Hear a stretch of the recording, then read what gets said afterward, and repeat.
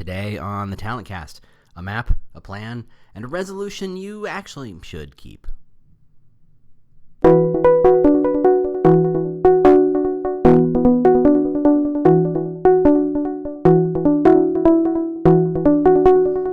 Howdy! Welcome to The Talent Cast, where we talk about the new world of talent acquisition and recruitment marketing.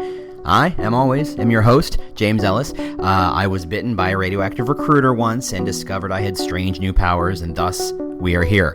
This podcast is not sponsored or supported by anyone whatsoever. We've instituted a 100% no pitching rule. We're here to learn, teach, and discuss so we can all become better recruitment marketing thinkers. I'm not here to sell you anything.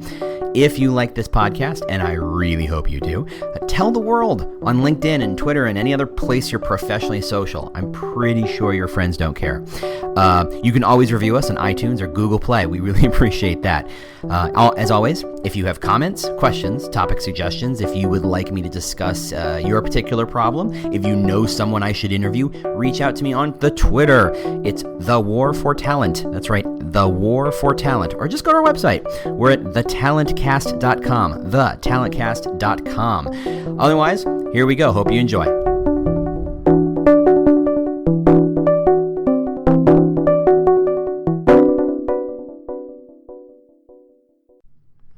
Hey, how you doing? James Ellis here. You may have noticed I wasn't here last week, or the week before. Yeah, we had the office and the house got run over by the flu. That is hitting what seems like most of Chicago, if not all of the U.S. It was bad. So I apologize, but I also hope you appreciate. No one wants to hear me sick podcasting. So there you go. So we skipped a couple weeks here just to kind of keep me alive, but here I am alive, waiting for the coffee to cool as per usual. So here we go. Our last episode of the year. I want to squeak this one just under the wire for the year. Just to say we did 9. I mean, I would rather done 10, but again, apparently dysentery is all the rage these days. So here we go. So obviously, end of the year, you either have to, as a podcaster, it's the law. It's a federal thing, not a state or city thing. You have to either talk about predictions for the future, which I'm not going to do, or I guess that means I got to do resolutions. And New Year's resolutions. Go Google the numbers of the people who make them. I think 60% of American adults make them, and 8% actually keep them for any length of time.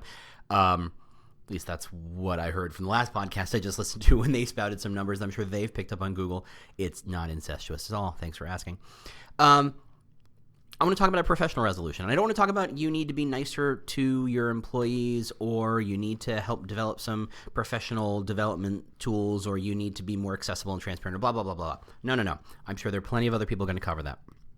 What I want to talk about is that you need to keep a resolution starting like today to now to say we need to simplify.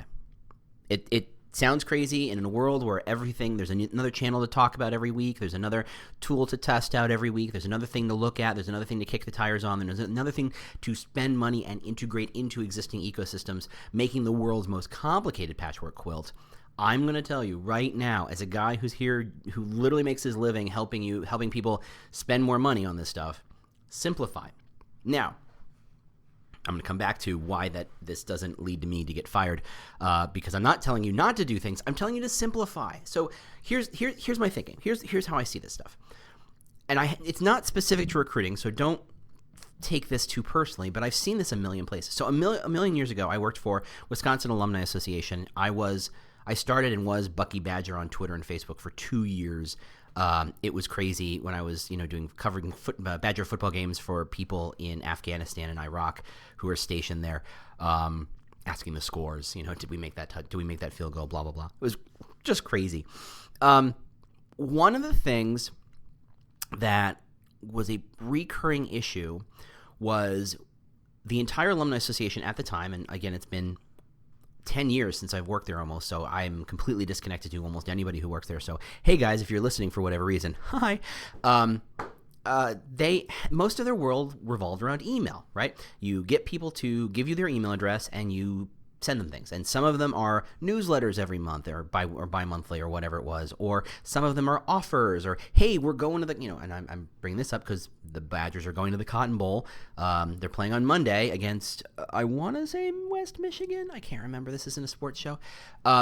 Good for them. Didn't quite make the playoffs. They had a great year, blah, blah, blah. So the Alumni Association makes huge, huge, huge money when it does really well in sports, because what it does is it emails everybody on its email list and said, hey, we're offering a charter package where we fly 20, 100, 1,000, whatever the number is. We have space. We're going to fly them to the bowl game. We're going to put them up at a hotel where there's nothing but Badger fans. There's going to be events. There's going to be pep rallies. We're bringing the band in. We're doing a thing. There's a party here. Yada, yada, yada. It's a package deal. There's still room to go do stuff. It's not a boring package deal, but we're going to get you the tickets to the bowl game, and then we're going to fly you home, and you're going to do it as a team. You're one with the Badgers. And that's, whether it's stated or not, or anybody realizes, that's where a huge chunk of their revenue comes from. Revenues dip up and down every year depending on the fate of both football and basketball for that team. I know for some schools it's different sports. And that's really one of the reasons why schools invest so heavily in sports, is that they are huge revenue makers, not just for alumni associations, but for the school itself. And that's, again, an ESPN show I don't want to get into. However, the Alumni Association, and this isn't specific to them, it's just how they ran it, they emailed everybody for everything. They had tours, they had sports tours, they had meetups, they had local events and regional events. There were Badger communities all around the Midwest and all around the country and all around the world. Literally, there was a Singapore one that was very, very active, super cool. And we wanted to email people, let them know, hey, there's an event. Hey, we're going to be at a bar. We're going to watch a game. We're going to do a thing. There's a networking event. There is a hiring event. Or, we are having a special speaker come in or whatever. To the point where, and I'm not going to divulge numbers here, but the number of email addresses they had were pretty staggering. I mean, if you think Wisconsin probably graduates 12,000 people a year, give or take, let's call it 10 for math's sake, just to keep the number simple. And they've collected those email, and they've given email addresses away for free for years and years and years. And you're talking about 6 digits of email addresses, of graduates, of alumnus, alumni who graduated. And that's a huge email database, right? Now, those of you who are marketers, and I know you all are, that's worth money. That's something you do. You can send messages and you can do stuff with them. And the problem is that there were too many people doing too many things with the email database. And what was happening is that some people were getting almost no messages, because what you would do is you would go to the CRM, the customer relationship manager, and say, okay, I need everybody who was at the last, took a trip with us in the last 5 years. I need anybody who lives in Pennsylvania, let's call it Pittsburgh, who is between this age and this age, who may have graduated or majored in this. And then there's a whole set of data of queries you could pull, and you can pull stuff, and you can say, okay, since I have a business speaker speaking in Pittsburgh, I want to attract more people to him. I want to get anybody who went to the business school at Wisconsin who now resides in Pittsburgh. Pull me the list. It's 400 people or 300 people or 1,000 people or whatever that number is, and I'm going to email them all and say, hey, we got an event coming. You should show up. It's going to be for all Big Ten. It's just for Badgers, whatever it is. And everybody would independently ping the email address, the email database. Now, you had a person, you had 3 people in charge, in fact, managing that database and managing all those queries and requests, but there was no oversight over how they were all being managed. And what would happen is some people never got touched, who probably should have, and some people, I probably got an email every day to the point where they went to tear their hair out. Now, okay, so let's think about it. Now, you are...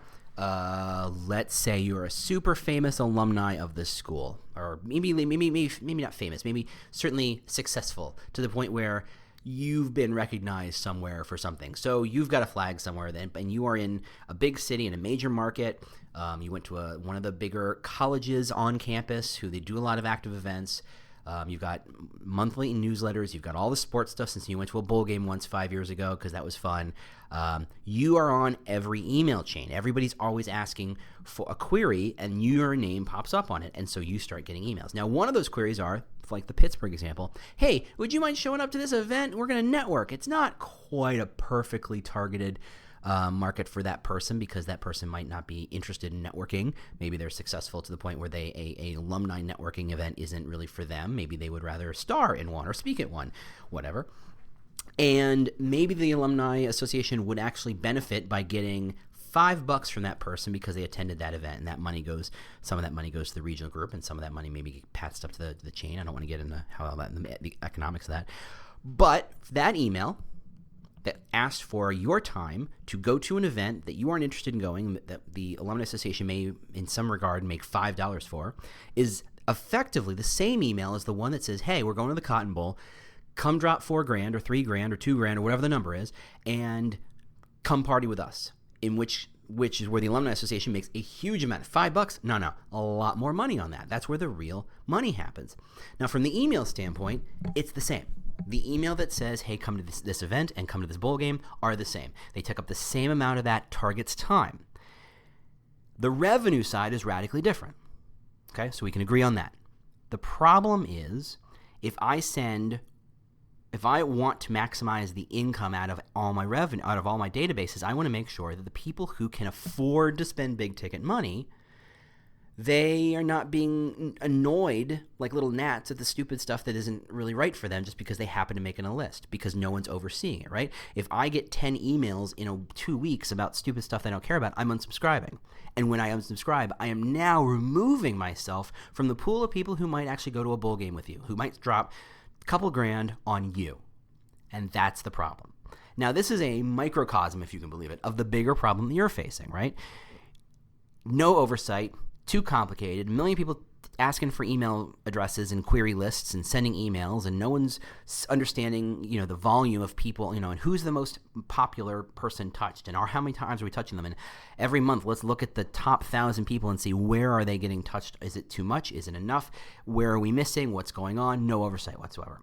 Now, multiply that fact in your world where you don't just have email, you have social media, you have job boards, and you have recruiters calling, and LinkedIn emails, and direct emails from a recruiter that isn't part of a CRM, and all the different touch points that you have to reach people. You've got ads, you've got Facebook, you've got Twitter, you've got all the different stuff. You can the programmatic, the SEM, all of it. So many different ways you're touching it. And the problem, I think, is what might be happening is that we're all because it's so hard to be a person at the top of that pyramid, to see the bigger picture, to see how it all interplays at a micro level, so that you know how person A, who is a high priority target, isn't getting beat up with the small stuff, but instead getting the bigger ass. So, for example, if you're trying to hire a new let's not go C-suite. Let's go director of marketing. You don't want to beat them up with job alerts for entry-level jobs. Right? Now, your system may not do that, may not send jobs per se, or may target those jobs a little bit, but that's on top of all the other stuff they're getting. And by raising their hand, that candidate is saying, I'm willing to put myself in the line of fire. I'm willing to get the glut of stuff you are likely to send me, most of which that does not apply to me, in fact, because I think there might be something useful on the other side. There might be an interesting job there. Let's say you've got someone who's interested in your brand because of a news story. You don't have a job for them. But one day you might. In fact, that person's so fantastic that you would love to hire them one day. You just can't today because you don't have that opening, and that's not how you work. Are you going to just shoot them job openings for the next 2 years until they're ready? No, that's crazy, especially a higher level. And the problem we have is that you've got a person who runs your CRM. You've got a person who runs your email. You've got a person who runs your Facebook. You've got a person who runs your SEM. You've got a person who runs your programmatic media. You've got a person who runs all the stuff you got in there. You and everybody, and each department of email is not just one person. Many times it's 2 and 3 and 4 people, and they're making decisions, and those decisions don't interact in any way, shape, or form with the Facebook team or the content team or the media team or the whatever team. Everybody's making these decisions independently, and no one's at the top of the channel. And what happens is we complain every single day. I have a great job. Why won't anybody apply for it? Well, you've made it really easy for bad people to apply and made it really hard for the best people to really jump in and to really engage. Let's look at social for a second, because that's kind of where I live.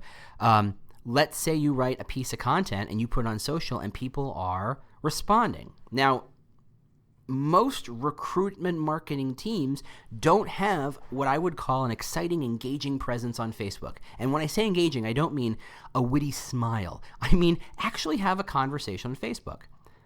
Mostly, it's about, thanks for your question, here's a link to your answer.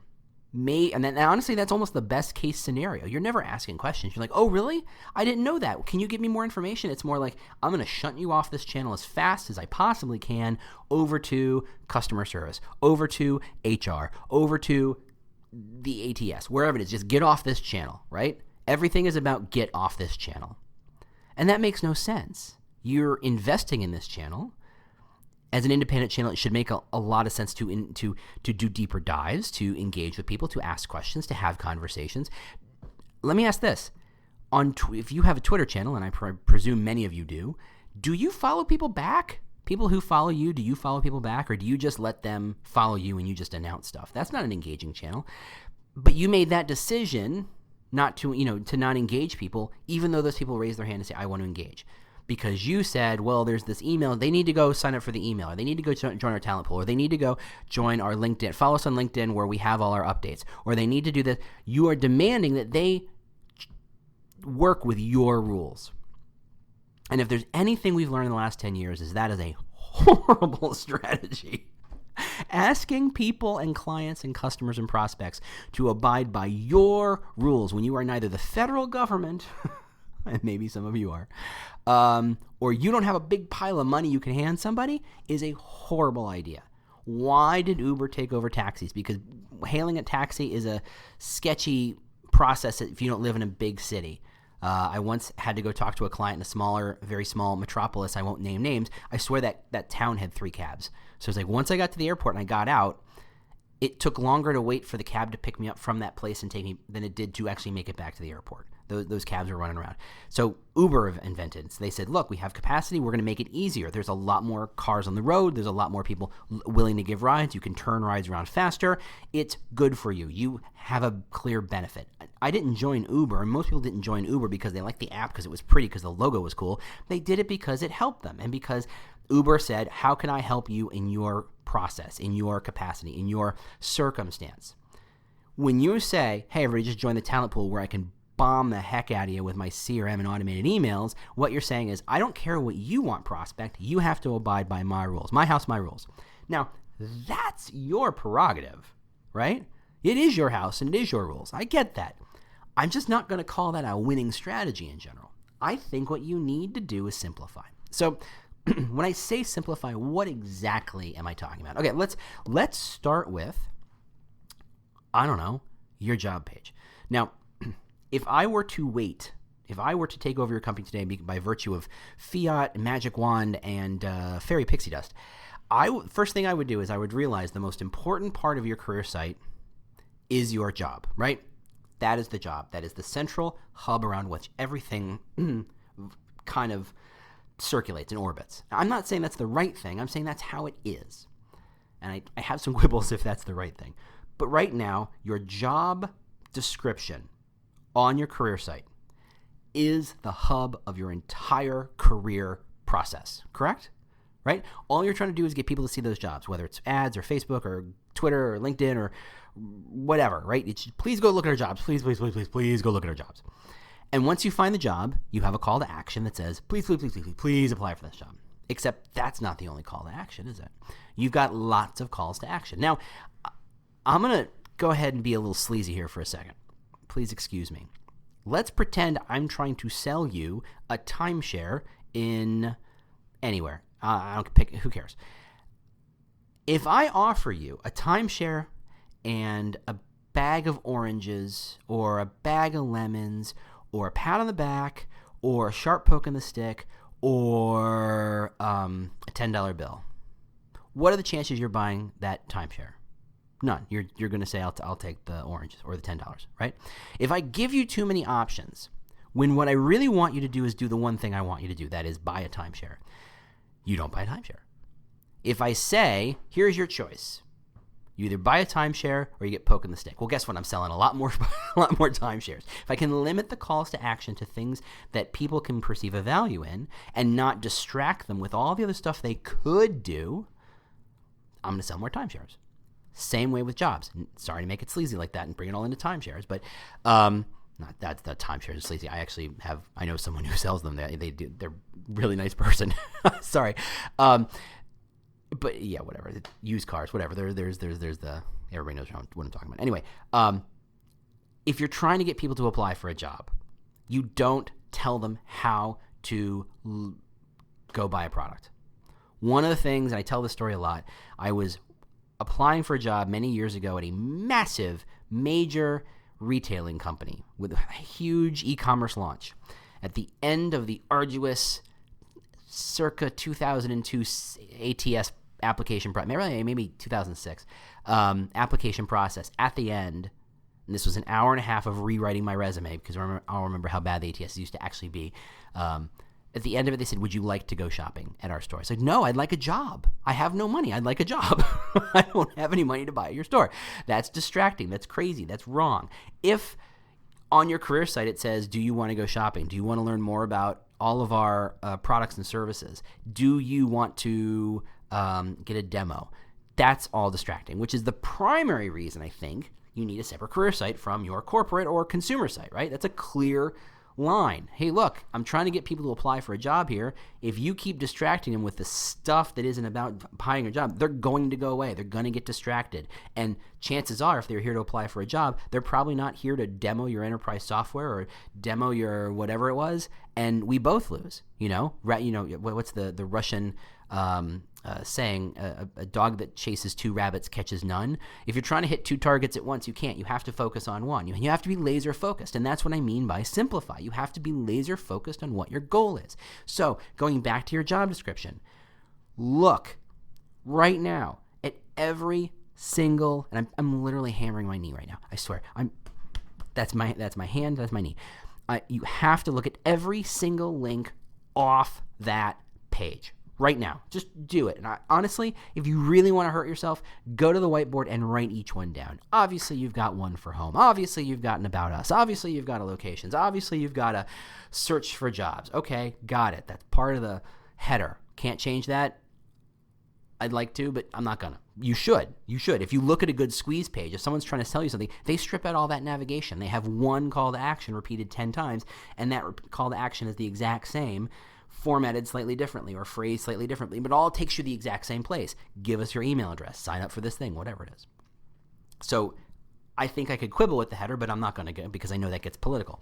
Okay, hey, you're in the middle looking for a job. Would you like to go look at our Facebook page? No, I'm here. Facebook sent me here. Facebook, you don't make a Facebook page so I leave the career site and go to the Facebook page, right? You have a Facebook page so that I find it on Facebook, or that you have a Facebook ad that draws me to Facebook and drives me here. Why would you turn me around? That's like a sign inside the restaurant door that says, would you like to try outside? No, I just came in. I'm hungry. Social links that say, would you like to go elsewhere? Hugely problematic. Almost never done well. I've seen it done okay. I've seen it done once well. And then, of course, if those social links are linking to corporate or consumer sites, that's even worse. You're just sending them away. You've got links to other jobs. You've got links to related content. You've got links to join our talent pool. You've got links to click here to talk to a recruiter live in text. You've got links for this. You've got links for that. You've got links to the footer. You've got links to see all our locations. You've got links to everything. Here's some awards we won. Somewhere in there is a button that says apply for this job. Right? I hope. One would assume. But it's buried in all these other distractions. Now, I get the impulse to say, okay, we know we're not going to convert 100% of people who land on our job descriptions because that would be crazy town. I get that. I completely agree. But the impetus to say, well, if they don't want the timeshare, we should sell them some oranges. And if they don't want the oranges, we should sell them a $10 bill. If they don't want there's this cascade of, if they don't want that, then maybe they want that. And if they don't, and it cascades down to whatever the smallest possible call to action is, which might be look at another job, which I don't think is a bad call to action, but it's distracting. I mean, I look at, you go to medium.com and any story on medium.com. Do you notice how incredibly clean it is? There is no distractions from getting the reader to absorb the point being made. There's no ads, there's no flashing stuff, there's no, hey, go look at this thing. Hey, go, anything that's about Hey, if you don't like the call to action, go join our Facebook group. It's all at the bottom. It's all buried at the end of, okay, you've absorbed the information. I haven't sold you properly. All right, now what? But putting all those social links at the top and all that stuff up and down the right-hand rail where you're halfway through reading the job description, your eye just goes, oh, there's another link I'm going to go click. Oh, I forgot where I was. Well, I guess I'm leaving. That's how you shoot yourself in the foot. So when I talk about simplify, I mean evaluating each one of these pieces and saying, what's really working? Go to your analytics and look at those links. What's really working? How many people are actually going to your About Us page? How many of them came to your About Us page from a job description? That's like in 2 seconds, I can pull that out of your analytics right now. That is the easiest thing to ask for. Excuse me, coffee sip. That's simple stuff. The problem is it's easier and costs less for us to say, yeah, let's just throw an About Us link. And I'm using that as an example. I'm not saying About Us links are bad. It costs us less to just say, yeah, let's just throw that link up there than it does to say, what is the opportunity cost? What are we distracting people from doing? Now, again, you can't convert 100% of your audience. And once they've read the job description and they've realized this isn't really what I want, you have to ask yourself, okay, if this isn't really what they wanted and they didn't click the call to action I wanted, i.e. apply, why? Well, there's probably, those reasons probably fall into 2 big buckets. This is not the job I want. This is not the location I want. Or finally, I don't have enough information. Okay. Okay, now we're getting somewhere. If you know your audience did not apply for the job because this is not the right job for them, because they're not qualified, because they couldn't do it, because it requires travel, okay. You know what you're going to do now? Show them more jobs. They didn't say they didn't like you. They just said there's some sort of limiting factor from that job that says, no, I bet you have other jobs and maybe they'd like to learn about them. Right? Okay. If they get to the bottom of the job description and go, yeah, this isn't the company I want, you know what you want to do? Let them leave. And frankly, there's nothing you can do to stop them, obviously, but ignore that audience. You know, maybe you can kind of pitch them something else some other way, but they're not right for you, and that's fine. Don't go chasing after, rabbits that are never going to let you, whatever. Don't go chasing after stuff that doesn't help. The final bucket, which was I need more information, well, that's where your related content is. That's where learn more about us on. Maybe, if you actually have an engaging presence on Facebook or Twitter or LinkedIn, have them go learn about you there. I mean, the fact that you're actually sending them away is a little crazy to me, but take that information, duplicate it on LinkedIn, and duplicate it on your career site. Why wouldn't it be on the career site? Now, I'm not saying, oh, by the way, and then at the end of it, say, if if there's no job for you, that's the other one, I forgot. If at the first bucket, this isn't the right job for you, you know what you give them? A link to your talent community. Only then do you give them that link, that form that says, yes, I want to get more information, right? That's how you convert people, because you're not by saying, here's 20 things, pick one. You say, here's the thing I'm offering. Do you want it? No. Okay, well, now that you've said no, what else can we do? You are not a grocery store. You are not a Target or a Walmart or a big box chain. You're not there to offer 17,000 options of to-dos. You're there to get them to click on the button and apply. Now, some of that process may involve a circuitous route in which you get people to join a talent community, maybe join Facebook and maybe listen around and maybe get a couple pieces of content sent to them, and then maybe get the alert that says there's a job that's perfect for them, and then they apply, and that's fine too. But in the end, it's all about the real call to action. That's called apply. Now, in order to simplify, again, I'm not saying not to do things. I love Facebook. I mean, I love and hate. Facebook makes me nuts, but it's super effective and super powerful when done right, as is Twitter, as is LinkedIn, as is media, as is programmatic, as is SEM, all of it useful. I'm not denigrating any of it. I love it all.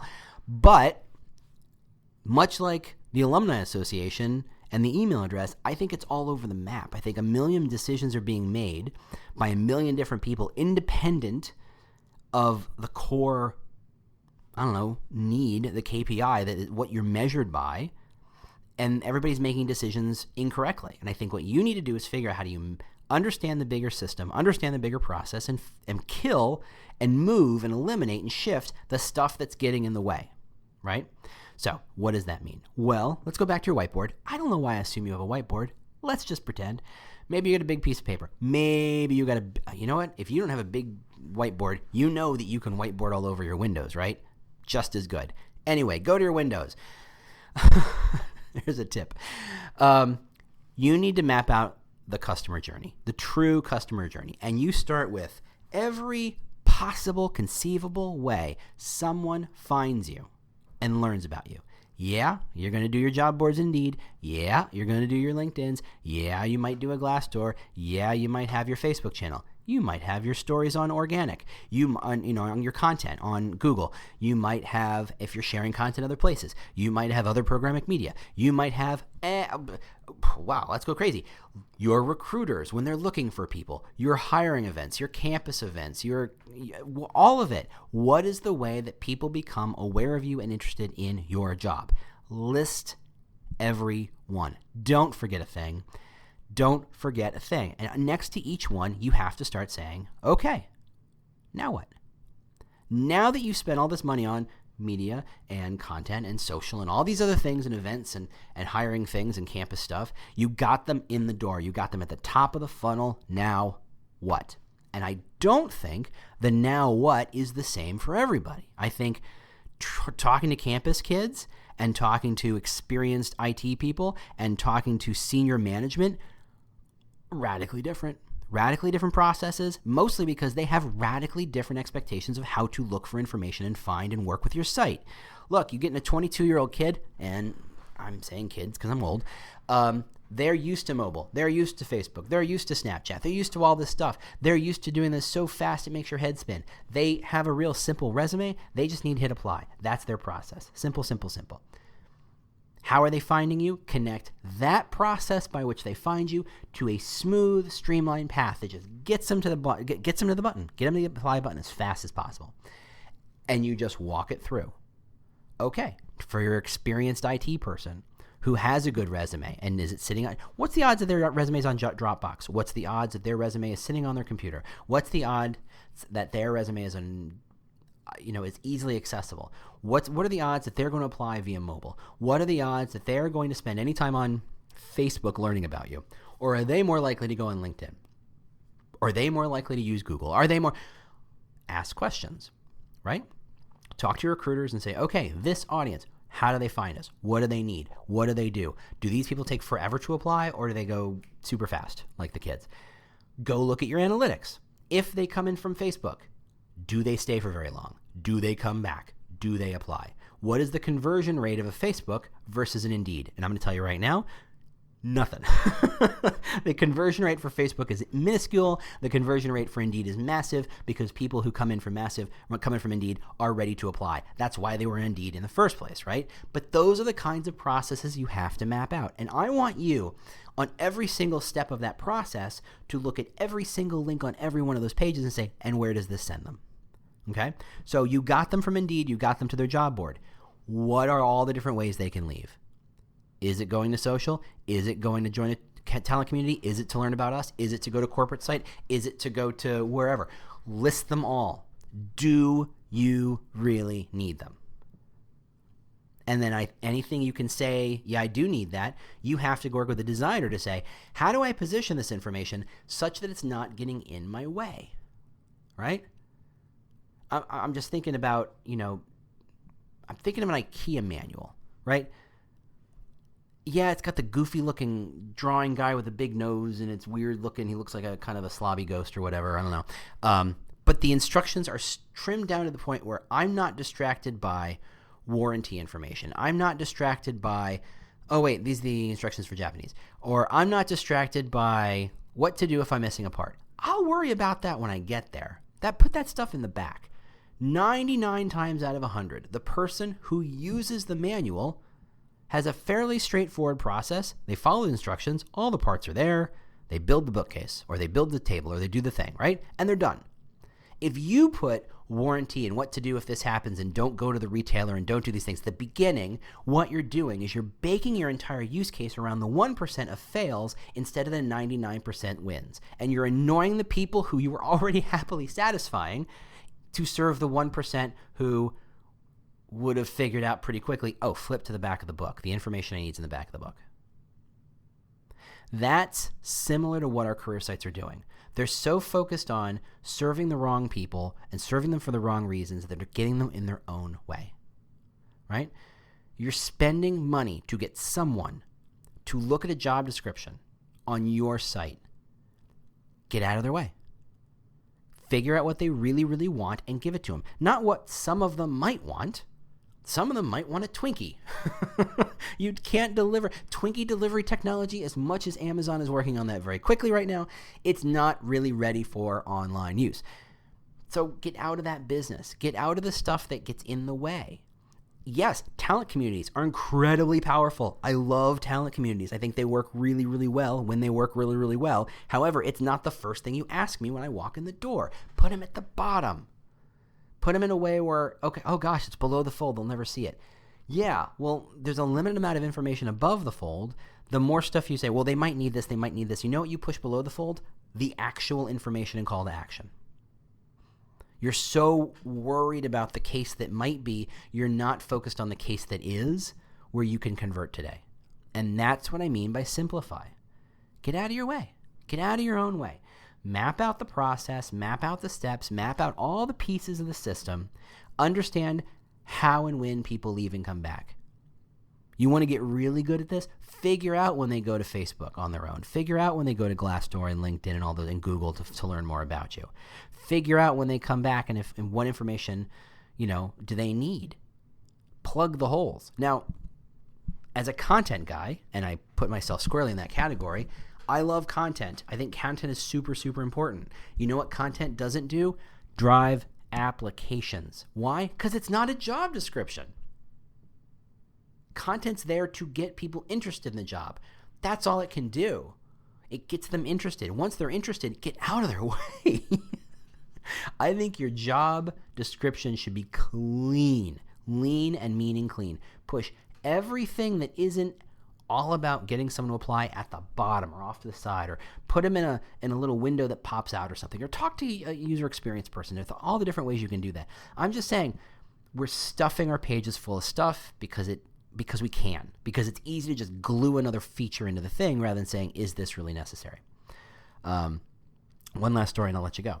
So everybody remember Microsoft Word? No, I'm not saying it's that they're dead, but about 8 years ago, maybe it was 7 years ago, they had a radical redesign of what they call the ribbon at the top, right? The file, edit, all the buttons and how to make a bold, how to make a bullet. All that stuff got reinvented. Because what they looked at is they said, look, we're at like Word 8 or 9 or 10 or whatever version we're at. It's some massive number. Word's been around for a long time. And every new version of Word came out with 10 new cool features, which means 10 new cool buttons and sometimes 20 new cool buttons. And at some point you go, how many buttons do I need? How often am I going to adjust the margins? Right? Maybe once in a blue moon. So why is it so readily available? Why is that one of the easy things to do at the top of that ribbon? Isn't font size, bold, italic, and underline probably the most important things to do?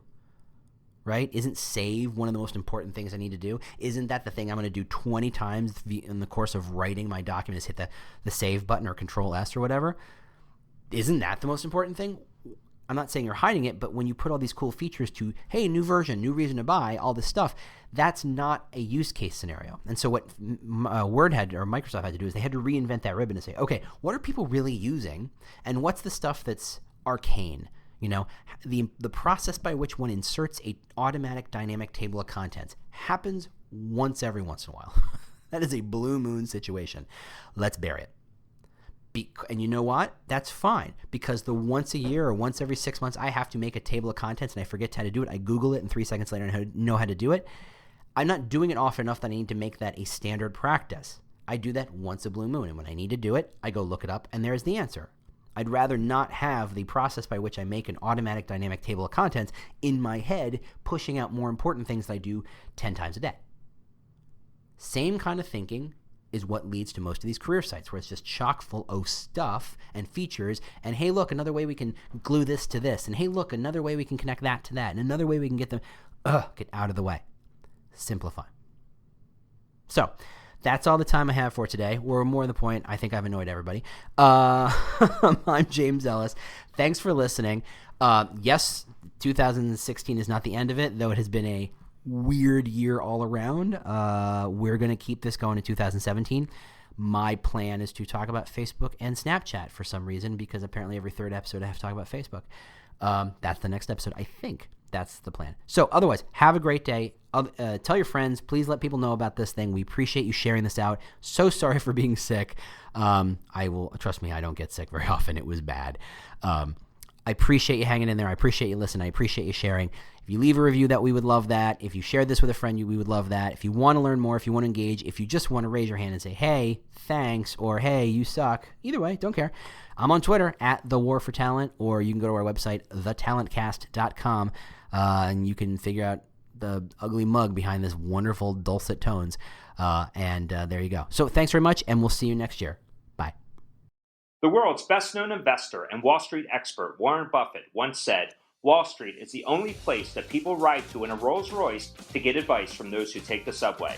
Mr. Buffett's quote is remarkably accurate, but how many people would rather receive advice from him than someone simply guessing? Welcome to Buy, Hold, Sell, your single source for Wall Street knowledge and profitable guidance.